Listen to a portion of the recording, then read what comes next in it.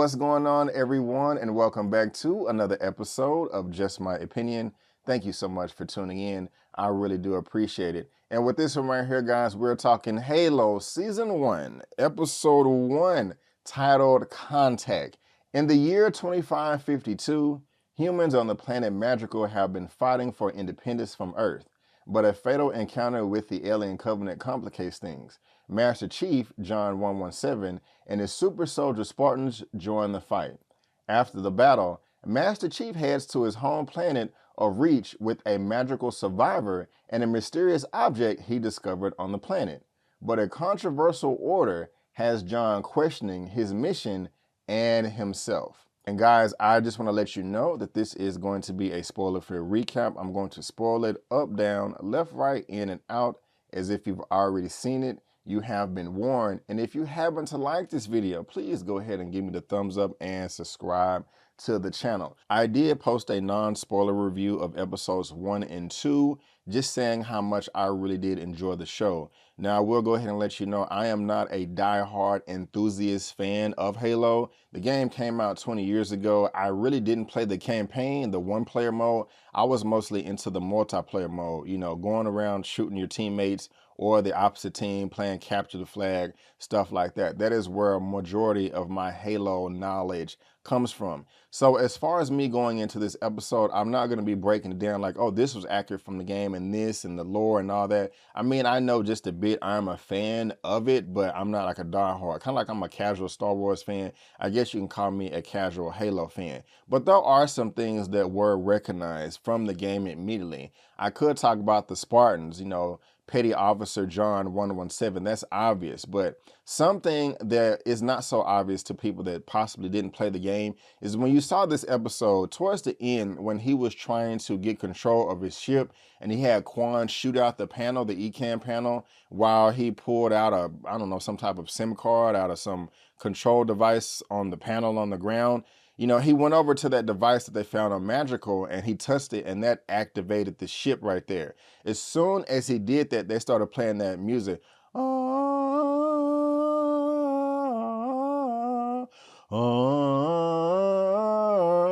If you play the game, you know that, oh, that's the music from the game, like the main theme song, you know. It hit home like really, really well. I was laying down when I was watching that part on my couch, but it made me sit up in my seat. And that's just one of the things that I really did appreciate in this first episode. And I did think the first episode was fire. I do have a couple of nitpicks. As the episode started, it's like a bird's eye view shot of the planet Magical. And I have it written down, it's year 2552. This is a tier 4 heavy water extraction planet. It says UEG outer colonies. And of course, you know, we're going to find out what all that means, or the UEG. We know what everything else means later on in the episode. Now, as far as my nitpicks are concerned, it had to do with some of the effects. And whether it was practical or CGI, I'll talk about that in a second. But my main one came at the very beginning. When we got that bird's eye view over the compound, you notice that there aren't any trees, there aren't any rocks, there aren't any terrain. So it's a circular outpost. So whoever is at the top looking out, you should be able to see all the enemies coming. And that wasn't the case when not the Spartans, but the Covenant broke through and just started blowing the hell out of everybody. I'm like, why did y'all just now start shooting when they arrived at the wall, at the doorstep? Y'all should have been trying to snipe them, you know, 50 yards, 100 yards away. That was just like a little bit a nitpick right there. And just the kind of the beginning when they had the professor in the bar talking to that woman, oh, you know, I've had more scars older than you, if you've seen the things I've seen, or something like that. And she was mocking him like, save us on the stories.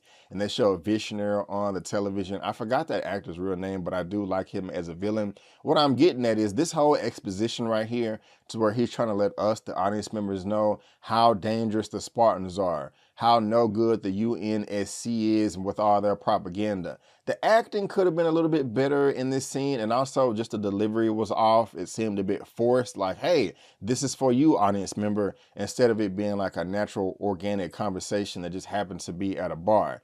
Right after that, we do meet General, what is his name, Jin Ha, Kwan's father. But that kind of bothered me. And my other nitpick, I'll just say, when the Spartans were going to investigate the Phantom ship from the Covenant in the caves, some of those shots, like the rocks behind them, something just seemed off about it. It's kind of hard to describe, but for the most part, the CGI and all that was good in this first episode, even the first two. But when there was this going back and forth right here within shots, it just was a bit jarring for me.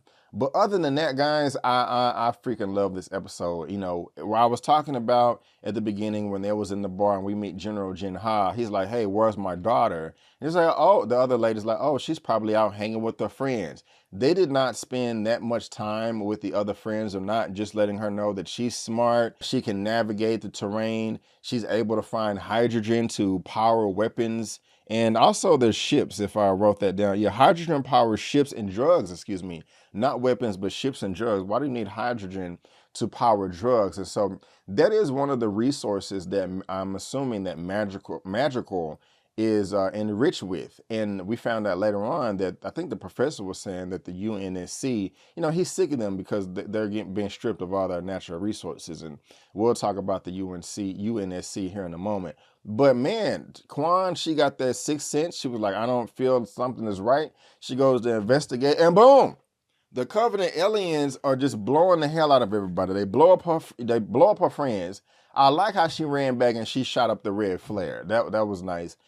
She did, I mean, I don't know how much it helped because, everybody died, but this part right here was the best part of the entire episode. I will say with Kwan having a father that's a general and him at least on the outside looking like he knew what he was doing, even though he died, I wanted Kwan to be a little bit more attacked, like more resourceful. I mean, she couldn't fight at all. She was just kind of helpless. And I'm not I can expect that from other people, but your daddy is the general. Like, did he not train you? I mean, I know she was running in, she's panicked. I probably would be panicking too if I saw aliens because she's like, Dad, these are not, this the UNSC. And they're like, it's the Marines, it's not the Marines. What is it? I don't know. He's like, do your job. And she freaking out the whole time. So, I mean, I'm trying to give her the benefit of the doubt because she just did see her friends blown to smithereens right in front of her. She has blood all over her face. So all that training and preparation may have went out the window. Everybody else seems like they are organized because they don't know what the threat is. She saw her friends get blown the hell up, so I mean, I'm trying to give her the benefit of the doubt, but at the same time, I was just like, damn, but it's I ain't never been in no firefight. I ain't never been in a war. So with aliens at that, so who knows how I'm gonna react to, but man, the fight was nice. And again, I really do like the scale, the size of all the characters. The humans, the Spartans, and the Covenant are all different size. And I thought they did a really good job. I think the director's name for this first episode is Otto, I was gonna say Butthurst, but that is not his name. I'm not trying to be funny. It's Bathurst. Otto Bathurst. So he did a great job. Here he is right here. Let's actually see what he's done before, if anything at all. Let me try to make that. Oh, that's too big. Zoom out, zoom out, zoom out. That's kind of badass. What is that from? So Otto, he did Robin Hood in 2018. That was trash. That was a trash movie. He directed a lot of these hella episodes. Return of the Goat 2. Okay, I've never heard of that before. Yeah, this is trash, so he did a lot of TV. Yeah, leave the movies alone, come back to TV because you did a good job with this. But they show one shot of the Covenant running and just shoulder blasting one of the trucks and it flipping over. I'm like, damn, that's crazy. And this is just a great scene, not just because of the action, but it just shows how ruthless the Covenant is. And they're not taking any names. They don't mind if they're killing men and women or children. When they open up, the dude was like, let me in. And he stabbed the plasma sword through that. And the little boy was like, I was like, whoa. He was like looking. I need to slow down with the way I'm talking. He was like, oh, wow. And I was like, wow, these little kids right here are going to die. And then I was like, no, they're going to be saved. And no, the alien opened up the door and just blasted the hell out of all of them. I was like, damn. And poor General Jin Ha, he thought his, I'm finna say his wife, he thought his girl was out of there, just shot to death, but she wasn't. She escaped. And here come the Spartans. Now I gotta say, the superhero landing was dope as hell. I love how powerful they are. I love their armor. If you don't know, their armor, well, he told, not Jin Ha, but Kwan Ha, later on in the ship how powerful it was. Like, this is Mjolnir armor. That reminds me, of course, of Thor's hammer from the MCU, Marvel.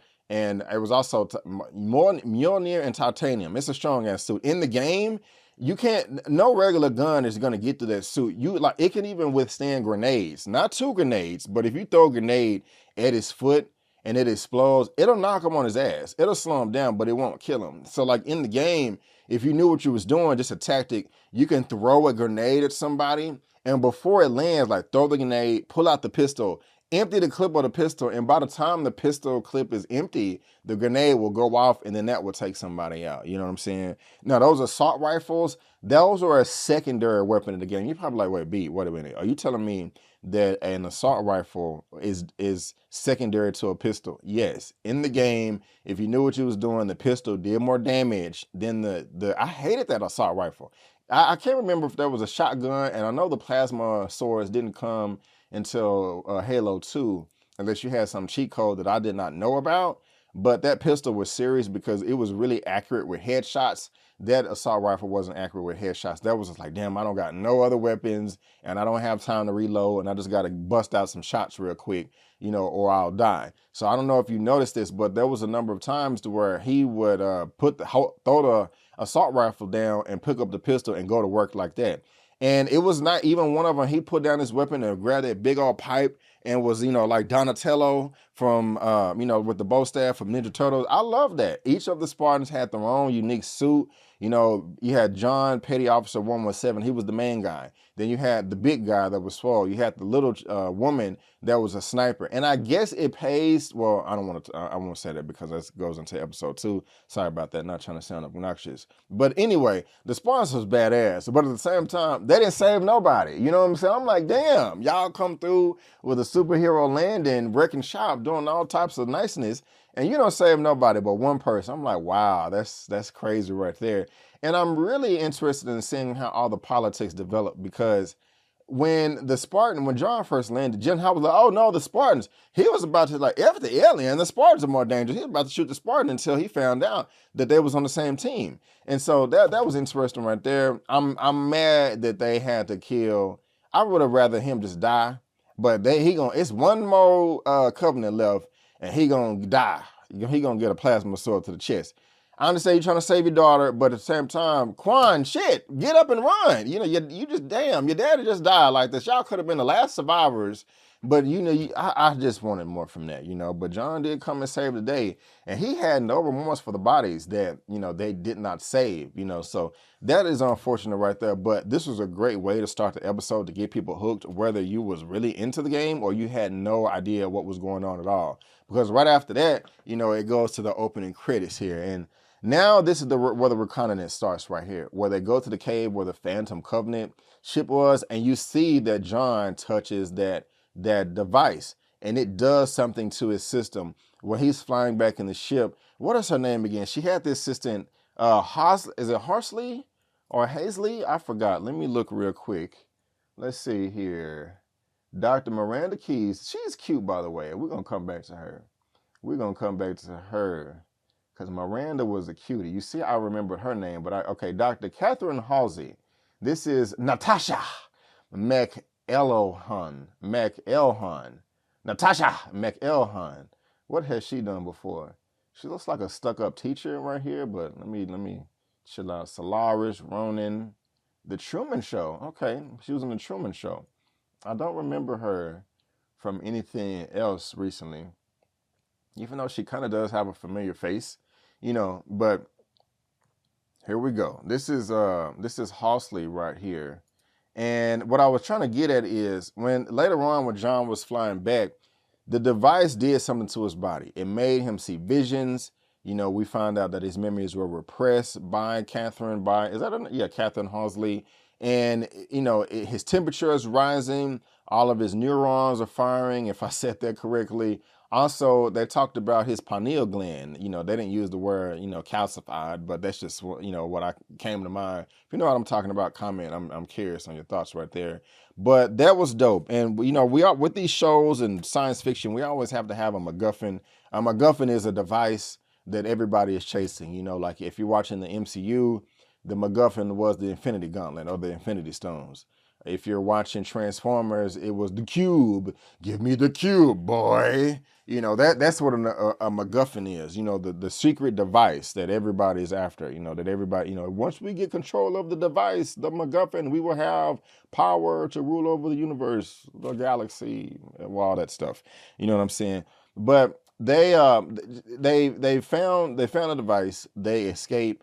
And the personality of all the Spartans is a bit off. I'll talk about that in episode 2 and how I like that, but I did notice it in this episode. You know, what did y'all think about that? Now, I did like how the conversation between Quan and John on the ship. You can tell that that device is, you know, making John trip balls, and he is waking up, so to speak, questioning everything, morality, decisions, and all that. And he admitted indirectly, like, hey, sometimes the information that I have, like for the mission, I don't have all the information. There's somebody above me that does have all the information, and the mission changed. And she said that, hey, you killed my mom. And she's like, hey, did you ever think that that happens the same way the other way around? And he's like, well, you question everything. She's like, yeah, and I bet they told you that's bad. It's like, yeah, you know, you're supposed to question everything. Don't just follow orders blindly. That doesn't make sense. And now he's questioning himself here. And it's just also really spooky how much control they have over the ship on the planet Reach. That's quite interesting. But let me back up real quick because I'm jumping ahead. One of the things that I really do like about this show is, I spoke about this in my non-spoiler recap, is apparently racism, white supremacy don't exist no more. We're about 500 years into the future. You got black and brown people telling white people what to do. Hey, I'm here for it. That is what's up right there. You know, no stupid stuff. You know, I mean, it is still stupid stuff with the UNSC, but at least white racism, white supremacy, it seems like it has been quelled. I could be wrong, but you know, Miranda. Now, why Miranda come? Oh, Miranda. See, we got to talk about Miranda because that's the black and white chick. We'll get to her. I guess I'm just so excited because she was a cutie. But Catherine is over, and it sounded lost my train of thought. I've been trying to think about Miranda. What was I about to say about Catherine? Yeah, Catherine, she's a genius, and even the brown lady told her that her boss was like, "Yeah, your genius has Admiral Margaret Parangonsky." This is what I've never heard of. Her real name is Shabani Azmi. And I've never heard of her before at all. Let's see what this sister has done. Okay, one of the leading lights, she is lights of the now largely defunct Indian New Wave. Okay, she was the main female actors who dominated the films of so-called parallel cinema in India in 1970s and 80s. Born to noted Urdu progressive poet and lyricist Kafi Azmi and theater actress Shaukat Azmi. I'm just curious, y'all. I don't really know too many Indian performers, so I'm just kind of curious right now. Let's see. Actress, films virtually acclaim. Okay. Married. All right. Aunt to Bollywood actor. Yeah. So I'm not finna read. Oh, this is a lot. I'm not gonna read all this, but I'm definitely going to get into this because I'm interested. I mean, I think she did a great job. I kind of like how she checked Hosley at the end. Why won't this go back talking about, if you question one of my orders again, you can watch from your lab. And also, she wasn't messing around. She was serious. Like, hold on, let me just see what else she was in. Okay, I don't recognize none of this stuff, but I'm gonna pay attention to her. But she wasn't taking no chance. She was like, no, I want the whole squad out there. Bring in John. We sending out ships. She sent out like 6 ships. They had the plasma cannon on the platform. She sent everybody out there. She was like, no, we need to retrieve this. We can't be having this Spartan killing machine going around doing whatever he wants. He giving the insurgent weapons. And what's that about? He taking control of the ship. They tried to hack it with the oxygen and all of that. Now, going back to Hosley in the office, she has that clone in there, and that's Cortana. Cortana is a very important character in this Halo series. That's like the number 2 character. And Cortana was like artificial intelligence. Think of, if you watch Marvel MCU, think of Jarvis. Well, the beginning of Jarvis, or Friday, that is the AI for Tony Stark's suit right now. That's basically Cortana, big personality. I don't remember too much except for that right there. And I do like how John and Quan Ha are teaming up. I think that's dope. I like the fact that Halsey was like, look, the orders are for you guys, the Spartans, to take out John when he gets hurt. I'm superseding those orders. It really didn't even seem like she was talking, like it was dubbed over, but it was just kind of fun, like it was just automatic, like there was a team. And the old dude was like, hey, do we engage friendlies as well? If they try to stop John, they're not a friendly. Is that correct, doctor? And they're just like walking together, doom, doom, doom. I'm like, yeah, this is nice. I like this. This is intense right here. And so that pretty much wraps up the episode. Oh, what am I talking about? I was up there gushing about Miranda this whole time, and I didn't even talk to her. I was about to wrap up the episode. Guys, what is wrong with me? But let's talk about this sister Miranda. Where you at, sister? Where you at? Miranda Keys, Dr. Miranda Keys. I stand corrected, Miss Olive Gray. I have never heard of you before. Now, are you mixed in real life? So she is 20, how old is she? 94. So she is 27? Is that right? Because I was born in 84 and I'm 37. So she must be 27. All right, she is British. She is from London, England, and she is a cutie. And in the show, she was black and white. Her daddy was black and her mama was white. And that may be the case here as well. I'm pretty sure they're not going to say that, though. Let's see. Okay, her parent, David Grant. So, damn it. There ain't no picture. There's probably not going to be no picture of Carrie either because they're not performers. Okay. Well, we can probably find that out later. But I'm just curious because at first I didn't even, she was talking about Halsey, singers David and Carrie Grant. Now, I got to look now. Singers, David. Did y'all even see that stuff? I'm sorry if y'all couldn't see, but here's her parents right here. This is singers David and Carrie Grant. This is the mother and father of Olive Gray. The reason why I brought that up because she is black and white in the show. So I was just curious if she was black and white in real life, and she is. And so let's see what she's done before. Halo, Rose, Save Me, Double Tap. Okay. Not much. Just a bunch of TV that I've never heard of, but I'm gonna pay attention to her. She seemed like she can be kind of like Halsey, like switch over to the good side as well, because she didn't like the fact that she was complicit in the fact that they was trying to do the Article 72 and execute Quan Ha. That's messed up, She was like, her dad, it's a war. We're fighting for humanity. Like, what's the point if we're gonna lose our humanity and all that? I like all that. Good stuff right there. Good stuff, good stuff, good stuff. And so we're going to see how that plays out. It's kind of interesting how she tried to use Quan like, hey, can you speak on our behalf? And Quan wasn't trying to hear none of that. You know what I'm saying? And so kind of like how Halsey kind of disobeyed her or the Indian lady's orders. And she didn't get rid of the katana, the clones. And she sent her Spartans to go save John. I bet that this Dr. Miranda, what is her name? Dr. Miranda Keys. Damn, I don't know why this thing was tripping. I think she's going to switch over to the good side as well.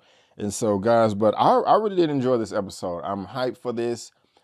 Please let me know what you think below as well. All that good stuff. I would love to hear all of your thoughts. But, guys, that is just my opinion, and I want to thank you so much for tuning in. If you did like the video, please go ahead and give me that thumbs up and also subscribe to the channel. Helping me reach 40,000 subscribers, then on my way to 100K. And why would you want to subscribe to my channel? Well, let me show you guys. I have a good reason why you would want to subscribe. Right here, if you go to my channel, you're going to get movie reviews like Alice and also Master. Spoilers movie reviews. Also, a weekly movie news roundup show. I'm covering Bel Air on Peacock. Also, Snowfall and Power Book 4 Force. And I'm going to be covering Halo 2. You're also going to get some trailer reactions, and if I'm lucky, maybe an interview from a Hollywood star. So those are just some of the reasons that you can subscribe to my channel. But guys, again, I just want to thank you so much for tuning in. And before you go, don't forget that my name is Brandon Keith Avery, and that's just my opinion. Peace.